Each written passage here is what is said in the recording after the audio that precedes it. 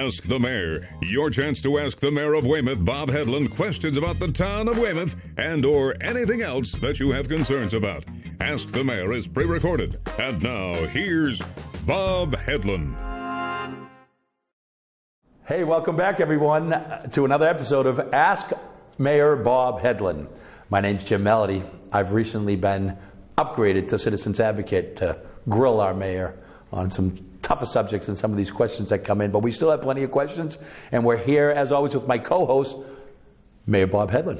Bob, how are you this afternoon? Good to see you again, Jim. Sorry that, I brought it to light you were complaining about your title in the last show. I'm off the leash at this point. Yep, there you go. By the way, the best way to reach us here at Ask Mayor Bob or Ask the Mayor is by using our email address at askmayorbob@gmail.com. Please keep those cards and letters coming. We continue to enjoy an abundance of questions that are coming. They're all good ones. Some of them stay themed, but most of them offer a variety of insight, I think, into issues and topics that are on everybody's mind as we make our way through the streets. And regarding the issue of being the citizen advocate / inquisitor, town crier, we want you to, not let me off the hook on things or weasel out of questions. In the spirit of Dana Hersey, who was representing the viewers on the old Ask the Manager show on WSBK. Yeah, we're still within our inaugural season. We're getting our legs up from underneath us. We've made some alterations on the show's format, and now at this point, you're stuck with the mayor, me, and our beaver, who has yet to officially be named. It's a mother beaver with a little cub, and we still are out there looking for an official name for our mascot. I don't think we've gotten any entries yet at all. So it's wide open. I think Bucky has been the first choice, but not one we're going to go with. And by the way, I'm very disappointed in our last show. For the first time in a long time, we hadn't heard from Mr. X, so I hope he's back engaged here. I now have somebody start my car. I'm always looking over my shoulder for Mr. X at this point. It's a daunting proposition, but to actually start our show anti-Mr. X, this is kind of on a lighter note, but it is on the tip of the tongue. So many people in this town. Mayor Bob, did you get a tattoo? I heard this. I got a text.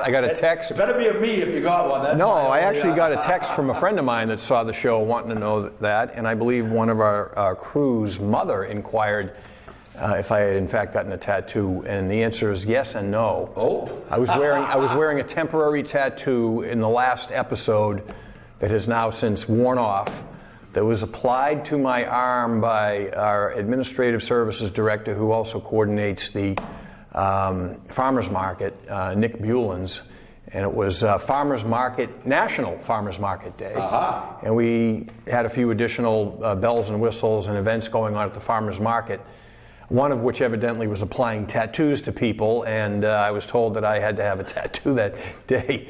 It's the first time I've even used a temporary tattoo. I thought, they wear off in the course of the day, like those little tattoos you got in the Cracker Jack. Absolutely. Remember those Cracker Jack box tattoos? They were gone in an hour. Peanuts and a prize. Yes. Well, this temporary tattoo was temporary for about 2 weeks. So if they were able to zoom in on it, I guess the way I was moving my arm or something, it was revealed at one point. If you zoomed in on it, it said, "I love farmers markets," with a heart. It didn't say mom. It said, "I love farmers markets." Anyway, that's that. Enough of that. Same train, same track. Very quickly, the Melody family summer vacation, as we move now into the fall, was to Philadelphia and South Carolina. In South Carolina, the girls got henna tattoos. I, like you, thought they would be a 24-hour thing. They turned out to be about 3 weeks. My daughter went to third grade reading, wearing a skull and crossbones on her shoulder. Everybody thought she joined a gang. We've moved past that, though. A little update for all the friends and family out there. All right, Robert, we've gone past the tattoo, and now we're on to something a lot more serious. Kathy Antonovich writes in, "Hi, Bob. I don't know how the water rates are set, but I wanted to know if they were reviewed by the government. So while the water rates reviewed by the government, as a homeowner, I find it hard to keep up with the bills at about $800 to $1,000 a quarter. It's gotten steep for sure. So how are those water rates regulated?" That's a pretty big water bill. Yeah, no kidding. I was thinking the same thing. Right. Well, she's got a pretty big plot. I know Kathy, and I know where they live, and I know you do too. They have 50 kids? Yeah, she's got at least an acre and a half down there, and they farm it too. I wonder if that, relative that is to her bill. irrigating, she needs to be aware of our current water ban. I'll bring that to her attention. Are they reviewed by the government? Yes, to a degree. So one of the things that, we are on MW, I'll talk about water and sewer. We try to keep the water rates in this town as low as possible. It's not money that goes into the general fund. So in other words, you're not helping to underwrite the operations of town government when you pay your water bill. What you are doing is you're underwriting the operations of the water department to maintain our infrastructure to deliver your water. Money goes into an enterprise fund and obviously pays overhead for operating expenses. Those are the two areas that the money from the water bills pays. The sewer bills, obviously, our rates are set by the MWRA. Unfortunately, MWRA increased their sewer rates that I think take effect, in the next quarter. I forget for the moment, but obviously that will be passed along to homeowners. I think, I could be wrong on this, so don't hold me to the number, but I think that the average was about, it might be $50 a year, could be a little less, increase to the average homeowner. I think I'm probably going to be wrong with that number, but the bottom line is that was something beyond our control. MWRA rates, sewer rates were a big problem in this community for many years with the Boston Harbor cleanup, but it's leveled off in recent years, but this is an increase, unfortunately, that we have to contend with. In terms of government setting it, obviously we set our own water rates here. But one of the things I did when I was in the legislature, interestingly enough, coincidentally, is that the Attorney General had no power to intervene in water rate increases like she does, or like they do. We've had two female attorney generals in the case of electric rates, gas, and other utilities. I got the law changed to allow the attorney general to be able to intervene in water rate cases. That came about over some issues that we had in some other towns, not Weymouth, other towns that I represented that had exorbitant water rates for a host of reasons, which I won't get into now. But I think when the rate setting process came into place, the regulatory process came into place for utilities, policy leaders and regulators probably never gave a thought to water because water was plentiful and cheap 50 years ago, 100 years ago, 30 years ago. Obviously that has changed. It's a more precious resource. So yes, now the Attorney General can intervene in rate cases where they had no jurisdiction before. That hasn't happened yet in any case, but in the specific condensed down answer to the woman, Kathy, was it? Kathy. Her question was, we are the government, we set the rate. So in that case, yes, but there's no anyone really overseeing us, but the Attorney General could intervene. The case that I theoretically could intervene, I guess. The case that I was citing had to do with Hingham Hall in North Cohasset, which is served by a private water company. And that's where it came into play. So actually, I think my amendment dealt with private water companies. And I don't know if she could intervene in a public entity like this, but that's the short answer. So I have a question. That's a long answer, actually. Well, as a brief follow-up, though, could you speak to how does Weymouth compare to your old district, our surrounding towns and our neighboring communities? How do our water rates compare to some of those other towns? High, low, middle? I couldn't tell you overall with all the towns I used to represent, but I believe, clearly in the case of Hingham, we're much cheaper because of the effects of what Aquarian Water Company had to do to comply with some federal regulations and build a new water treatment plant, which Weymouth had done too, by the way. We built under Mayor Madden, and turns out it was a very wise move building a second water treatment plant in this town. Oh, great. To treat the down by Great Pond. And we're still paying the bonds off on that. But when you think about it, every dime you pay for your water in this town goes to paying staff and operations and chemicals to treat the water, et cetera, and goes into the revolving fund to the enterprise fund to pay for improvements as needed when we have to rip up streets and replace lines. The money's not going to a shareholder in Australia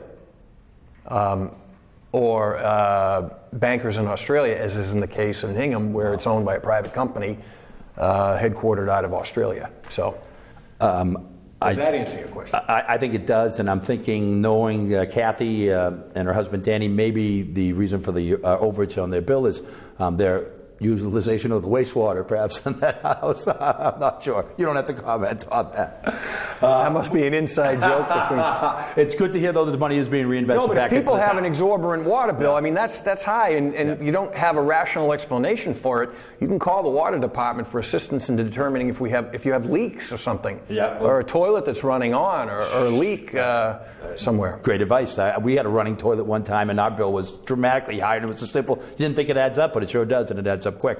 Speaking of the overage and going in to reinvest in the town, I must say, side note, I took a ride up to Great Hill not so long ago, and on a prior show we had referenced the fact that the road directly up to Great Hill off of Route 3A was beat to the F11 crap. It's been repaved, and it looks and feels like a zillion. Once again, as I know you're knocking roads off as you can. Amazing job. Last time you told me that you drove up there, I had some jokes about you and Great Hill, but I'm going to dispense with those in the interest of getting to more questions today. I have a lot of people asking me follow-up on submarine races, as a matter of fact, and we'll leave it at that. Well, listen, people are looking at their bills when they're coming in. Money is obviously always on people's names, and Beth GK wrote in, "Hello, Mayor. While this may not be the most pressing issue facing the town, a constant theme seems seen on Weymouth Facebook pages is regarding the lack of choice we have with our cable and internet provider.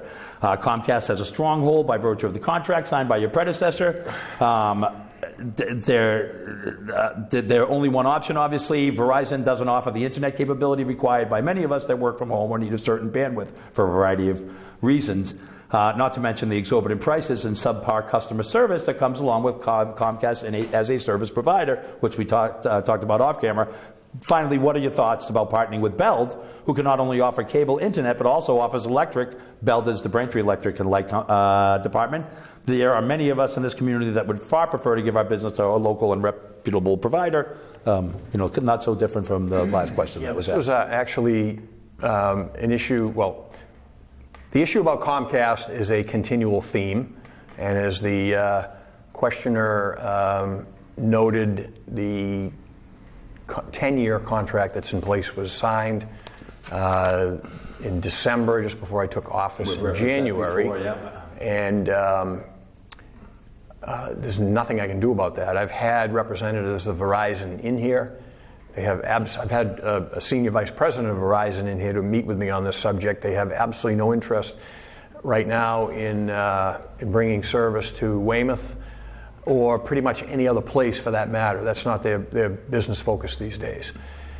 And as far as Beld goes, that was suggested by a viewer on a prior show.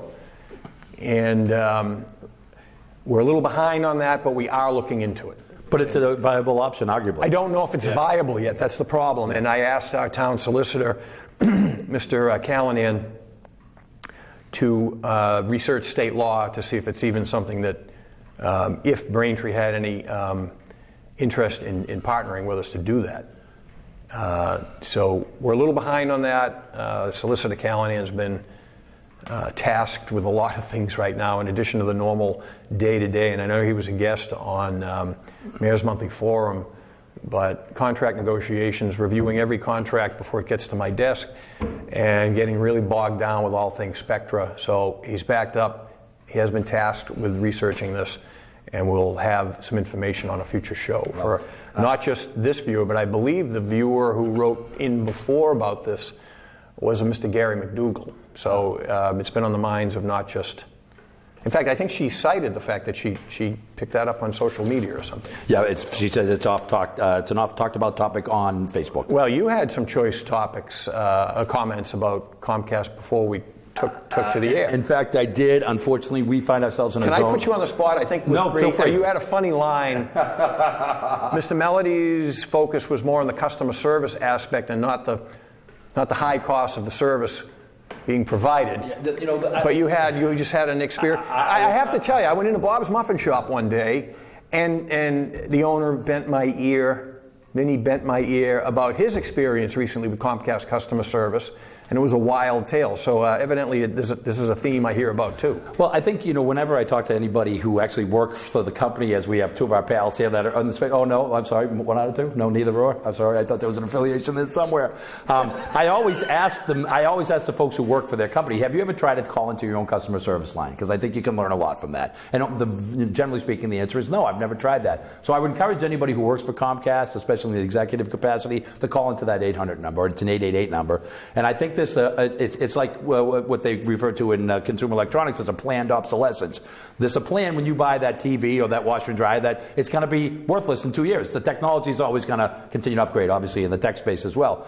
In the case of Comcast, I think their plan is when you call in and they put you on hold for such a ridiculous amount of time and they bounce you around and you get disconnected, I honestly believe it's a conceived plan that they have in place so that it'll discourage you from calling in the future. They bounce you around, you put on voicemail, you put on hold. You can't get a human being on hold. If you get a human being on hold in any sort of less than 10-minute capacity, I would award you a prize or a ribbon. And what was the reference to Harvard in your diatribe before we went on here? Listen, as a guy who spent a lot of time in sales and marketing, I think the general public is not aware of the influence of leading psychologists, and I reference Harvard just to make the point that I would not be surprised if Comcast had on retainer Harvard psychologists who have assembled this professional perspective for them. It's the same thing with the way your products are sold to you, it's the way they're marketed to you, and it's the way they're managed. It's called customer service, needless to say. And I honestly believe their plan when you call in is to discourage you from calling in again at the end of the day. I had a problem with my internet service and dealt with them twice. The first time was a nightmare. The second time was great, but yeah, I'd like to think it's hit or miss, but our cable's down weekly. I have a guy come out on a monthly basis. They used to. I think they've been considering charging. Sometimes they don't reveal the fact that they charge for those visits at this point. But listen, it's a big company. I understand there's bound to be a certain level of dissatisfaction. But I hope you'd be aware of the fact that they also plan that in as well. There's a plan that 5% of the people are going to change over or whatever. As citizen advocate, your main task is what? To represent the people. Here we go. Okay, Bob, from Ann Corcoran. Hello. Thank you for offering residents in this town this forum. Could you please tell us what avenue North Weymouth residents have to voice our concerns about the proposed additional condos at Broad Reach? Thank you. So what's going on at Broad Reach? I think we talked about that on a different show. Well, what's the date on her email? Not so long ago, September 12th. So in the time that her email was sent to the time we are doing the show, the community meeting was held. And hopefully she had the opportunity, to know about it. We publicized it through multiple channels, social media, and the newspapers, and I think maybe our website. So hopefully she had the chance to go and learn and voice her opinions. She can also certainly weigh in with us. Our planning department obviously is having discussions with the developer. The proposed, for anyone that doesn't know what's being proposed, it's a condominium development at pretty much the very end of Weymouth Neck, the site of the old Bradley fertilizer plant. Weymouth Port? Beyond it. Oh, no kidding. Yeah, past the two other developments that the Iron Tosca family owns already. It's an undeveloped parcel beyond. The parcel itself was to be developed in the late 80s, early 90s. It was very controversial at the time because of the contamination of Weymouth Neck from the operations like Bradley Fertilizer that occupied the site. And was that a Nike missile site as well down there? What is now Webb State Park, yes. No kidding, okay, yeah. I remember as a kid seeing the missiles come up, they test the delivery, or the things that the missiles sat on, what would be whatever the word, things that came up out of the ground. I never saw them fire the missiles, but I remember seeing the missiles. It was quite the sight. Dramatic. Up until the mid-'70s. But anyway, there's been remediation. There's obviously a process that has to be followed. The problem that I have is we're somewhat limited in our ability to really control the project because of the zoning down there. It's he's allowed with a special permit, which can be somewhat routine if you meet certain conditions. They can build as dense under the FAR for that site and due to the height allowances. So it's 50 units, 6 stories. The problem is it occupies, a spot next to Webb State Park. It's going to block part of the vista from the park, unfortunately. Oh boy.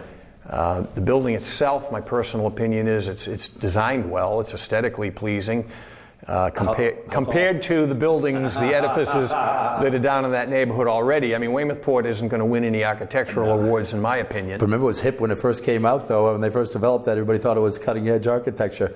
How many floors, Bob, up? Are we talking about, 1 or 2, or are we talking about 5 or 6 like Weymouthport size? It's 6. Okay. Oh, it's a much smaller scale than Weymouthport. But we're working with the developer. The planning department has asked for, because of the impacts of this, to consider some community benefits to North Weymouth. We've given him a list of things that we think would be worthwhile for him to consider to contribute back to the community up there. And certainly, as the process unfolds, going before the appropriate town boards, the woman would have the opportunity to weigh in then also. So she can watch the town website for the postings on when that will happen. My guess is that the developers would probably be submitting something probably later this month or early October, I would guess. Random thought coming your way from your citizen advocate.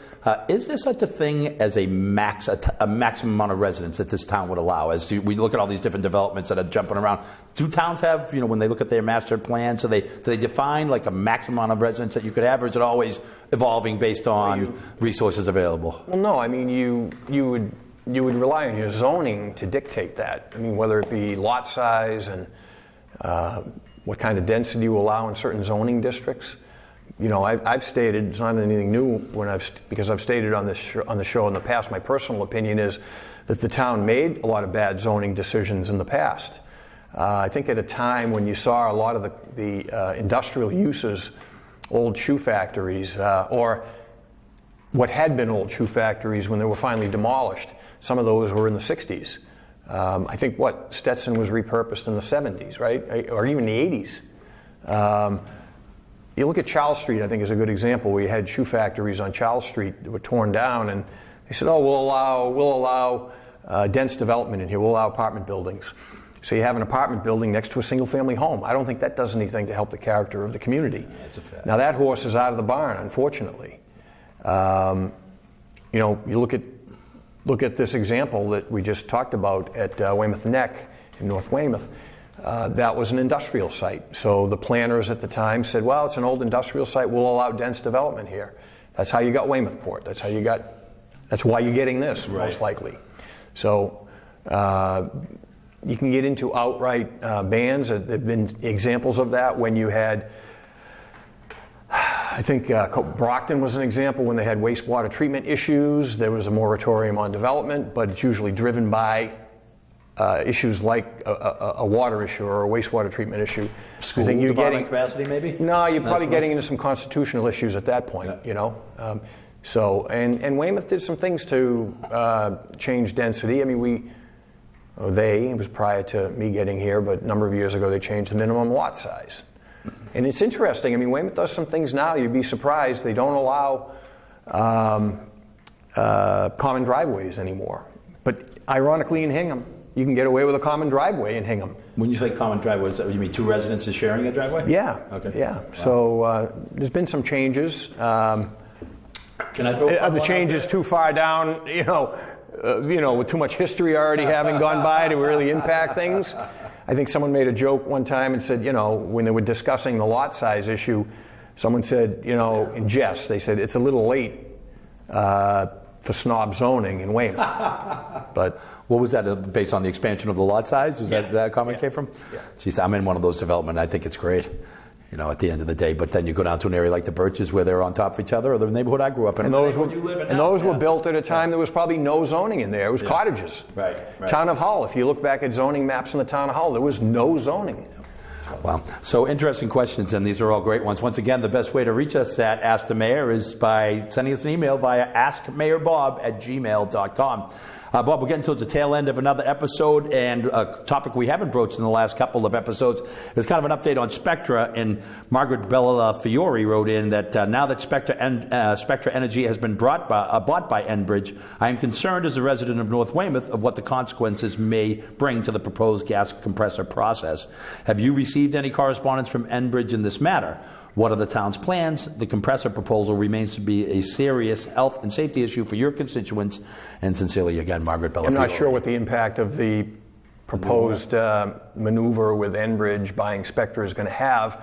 I have not received any briefing from our outside counsel, Ray Miaris, or town solicitor, Joe Callahan, specific to that. I'm sure we'll have some feedback on that later, but I don't think it's, if anything, I would think the potential is there that it might help our cause as opposed to hurt our cause, but it's likely not to have any effect. If this is something that's economically desirable for them, which to date it has been, although some circumstances have changed on the Atlantic Bridge project, I don't know how much yet to quantify what kind of impact it'll have on the chances of this happening, of the construction of the compressor station.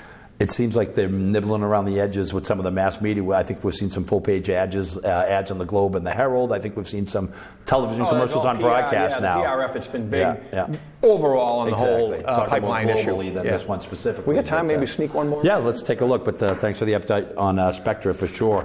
You definitely have more on that coming. We're going to have, as I mentioned, we're going to have Solicitor Callahan on again on Mayor's Monthly Forum to update us on that issue. Your good friend Eric St. Jacks apparently checking right back in regarding some music and some other various issues. Real quickly, my good friend, I don't know if I've ever met him. He seems to jump in on a weekly basis or monthly basis. First of all, some nice things to say about us as far as he appreciating the show and the access you're providing. One curious question. I noticed in the last few months that one of the empty storefronts in Columbian Square has had some work and renovations done, and we talked about that building at one point. That's the one right beside where you had your campaign headquarters. There are now nice big windows, and it looks a lot better. Just being nosy, but is there any word on what may be going into that space? On a side note, as a resident of South Weymouth, big supporter of all the work that you've done in Columbian Square, and once again, he's asking. This sounds like a question that we received in an earlier show, but I believe the owner of the building, Mr. Danubio. Yeah, and this is actually came in early September as well, so there you go. Okay, so and is his name Wayne? Yeah, I'm almost sure it is Danubio. Wayne, yeah. I was in a golf league with him a couple of years ago. All right, so he bought the building. He's doing a great job, and he's renovating it, I believe, for his girlfriend, if they're not, in fact, married now, but his partner, who runs a hair salon. I think the awning is up, so it looks like he's getting close to open. A related note, we are happy that the guy in the old shoe factory across the street from Bob's Muffin Shop, I forget the name of the shoe company that occupied that shoe factory, Mr. Rudolph has invested some money. The white building that had all the peeling paint. We definitely commented on that in one of our past episodes. I drive by that every siding day, job is almost completed. Looks absolutely fantastic. And we want to thank our planning department for reaching out to him and using what influence that we had available to us to convince him to do a little investing in the building and improve the appearance, given what the public investment has been in the square. And he complied, and we're very happy that he responded to us on that, and that building looks great. And we get a lot of feedback on a related matter Mr. St. Jacques would be interested in. And in fact, one of the merchants down there who just invested a lot of money in his building complained that he thinks his awning looks nice and his next door neighbor's awning looks horrible. And I kind of agree with him. And aesthetically, with the great work that's being done in the shoe factory building, you have this mishmash of awnings, some that need actual work. And we have communities around us that have an awning grant program, and we have some money that has been provided to the town as mitigation for a development project that we're looking at having some of that money go into a matching fund that if the landlord stepped up, the tenant stepped up, the town would come in with a 1/3 match to get those awnings in a uniform state. It would be much more aesthetically pleasing if we can agree on color design and such. And we think in at least one block, we're pretty close to getting consensus on what the tenants feel is a a color scheme that they could live with, so you'd see some uniformity.